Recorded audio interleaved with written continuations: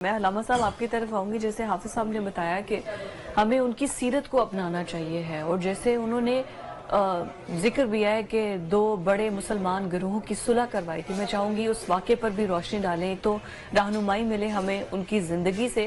اور دوسرا جو ینگسٹرز ہیں یوزلی اسپیشلی جو اب کی یوتھ، پاکستان کی زیادہ تر یوتھ تو ینگسٹرز ہیں، تو ینگسٹرز کو ان کی زندگی سے کون سی ایسی چیزیں ہیں جو خصوصیات ہیں جو کہ اپنانی چاہیے ہیں، کیونکہ وہ جنت کے جوانوں کے سردار ہیں؟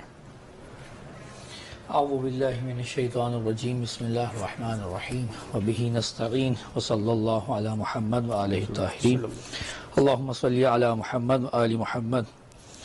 جیسا کہ حافظ صاحب نے آپ کی خدمت میں بیان کیا، پیغمبر کو امام حسن سے اور امام حسین سے جو رغبت تھی، جو ان سے محبت تھی، یقیناً ہم اس محبت کو فقط ایک نانا اور نواسے کی محبت میں اس کا اختصار نہیں کر سکتے. اس کو صرف ایک نانا اور ایک نواسے کی محبت نہیں کہہ سکتے.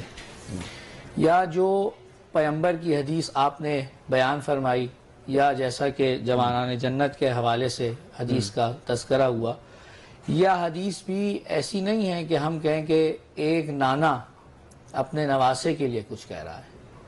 کیونکہ اگر اس طریقے سے ہو تو ہم قرآن کی اس آیت کو کہاں لے جائیں گے کہ وما ینطق عن الہویٰ، یہ اپنی خواہش نفسانی سے کلام نہیں فرماتے، یہ جو بھی کہتے ہیں الا وحی یوحیٰ، یہ اللہ کی طرف سے کی ہوئی وحی ہے.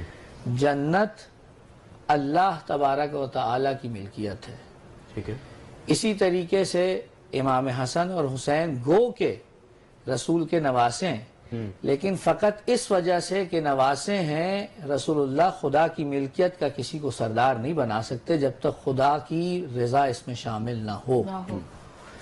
اگر امام حسن اور حسین کو جوانان جنت کا سردار کہا ہے پیغمبر نے، تو اس کا مطلب یہ ہے کہ یہ فقط ایک نانا اور نواسے کی محبت کی وجہ سے نہیں تھا، بلکہ خداوند عالم کے حکم کے تحت تھا کہ یہ حقیقت ہے جو آپ اپنی زبان سے مسلمانوں تک پہنچا دیں.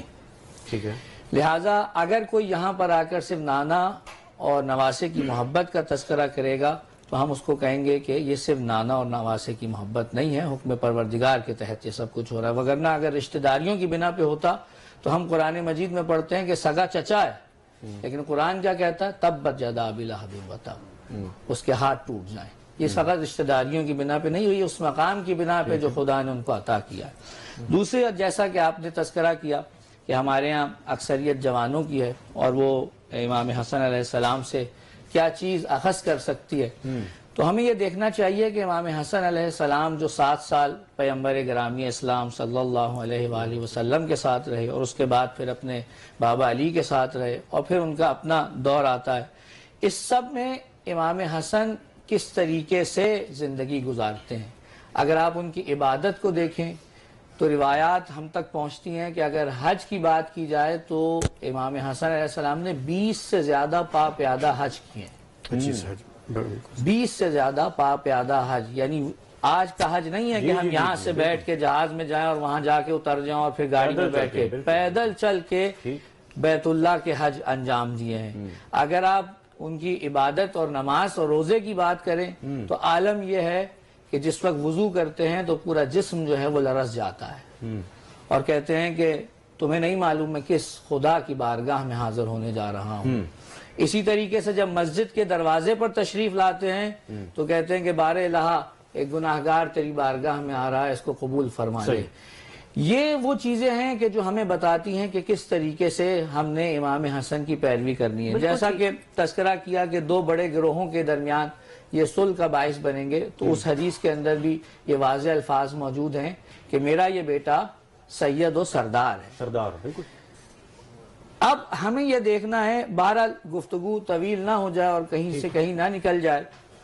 امام حسن علیہ السلام نے مسلمانوں کے درمیان آشتی کے لیے دو گروہوں کے درمیان جو صلح ہوئی وہ درست ہے، لیکن اس بارے میں کوئی دو رائے نہیں ہے کہ امام علی علیہ السلام کے بعد امام حسن علیہ السلام اس منصب اور اس مقام کے سب سے زیادہ حقدار. بالکل ٹھیک.